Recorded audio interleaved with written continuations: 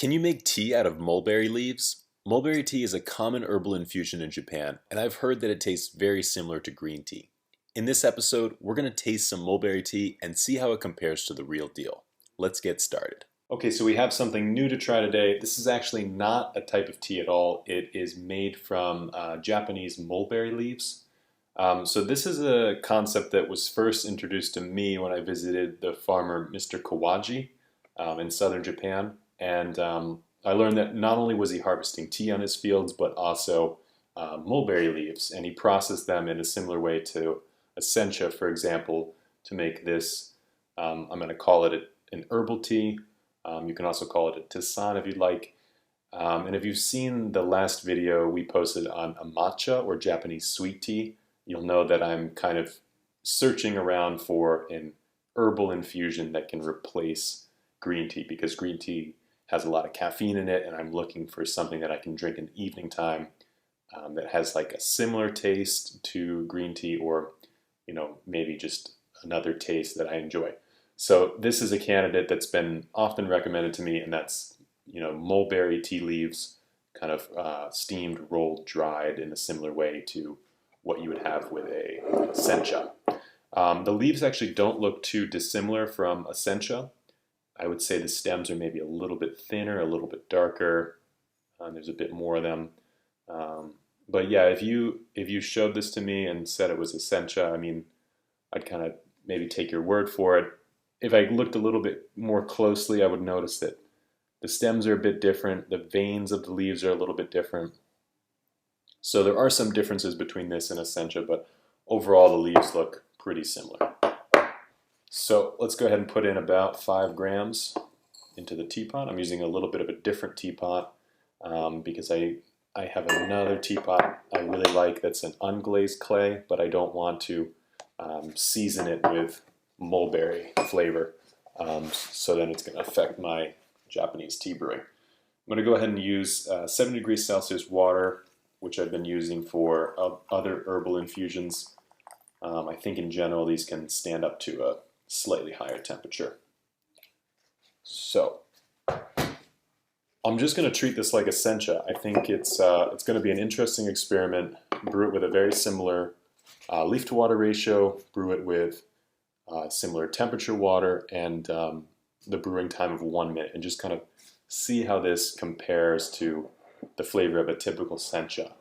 For those of you who don't know, sencha is the most common type of Japanese green tea, and it's simply made by tea leaves that have been picked, steamed, rolled, and then dried. And there's a bunch of different variations there depending on how the tea is grown, how it's picked, when it's picked, and then also how it's processed after it's picked. So steaming, rolling, subtle differences in the production and the growing of the tea can lead to all these different varieties. But kind of your basic sencha has a typical flavor of kind of a little bit of this grassiness, a little bit of this dryness, a little bit of this steamed vegetable flavor, and there are kind of sweeter and drier variations depending on how it's processed. So I'm going to go ahead and pour this out. This is actually a pretty leaky teapot, so I have to be very slow with my pouring, otherwise it will spill.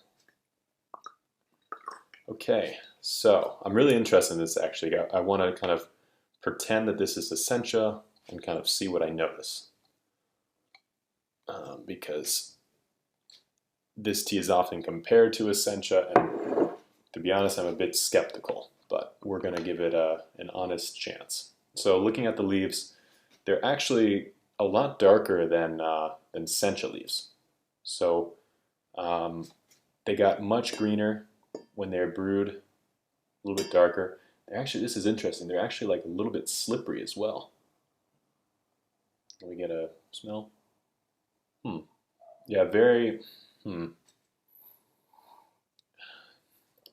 unremarkable, if I'm being honest. It's just kind of smells like, wet leaves if you're on a hike after it rains. Just kind of the smell of these like wet spring leaves. Maybe a hint of the seaweed.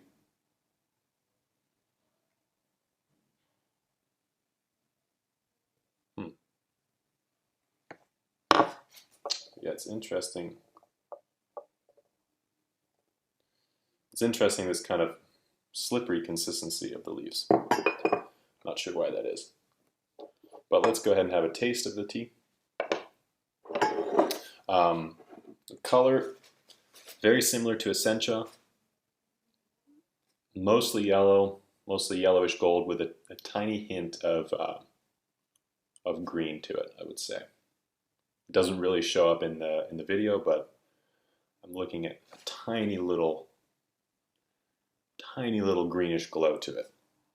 So overall, I would say the color of this tea, very similar to Essentia. But the taste is what really matters. I'm really not getting a whole lot from the taste. I do get this more cereal note. It almost kind of has like a dry, almost dusty finish to it. This is a tasting note that I picked up last time I tried this tea. For some reason, the word, it's not a very nice word, but the word dusty kind of comes up when describing the finish. But there is some sweetness here, I would say. Yeah, definitely less overall strength compared to Essentia. But I'm actually pretty impressed by this. It's not, I mean, it tastes like just like a really weak Sencha, more or less. Yes, very, very weak. So it's, yeah, the flavor is really light. It's like you saw I used 5 grams of leaves and about 150 milliliters of water. But if you gave this to me and told me it's Essentia, I would say that you used like 1 gram of leaves and 200 milliliters of water. So it's a really kind of watery infusion.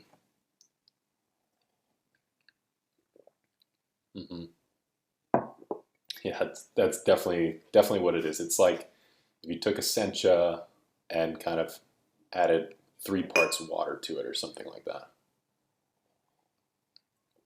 Or maybe like a third steeping. But you do kind of get a little bit of this fruitiness, a little bit of this sweetness. And I'm brewing this tea for a long time because I really want to give it an honest chance and brew it with much less water. Let's pour out the second steeping. Let's see. Give this tea an honest rebuttal and see if it can come back. So, second steeping, a little bit cloudier. This is actually what you would expect from Essentia. Get a little bit cloudier in the second brewing. Yeah, the second brewing is not really cutting it.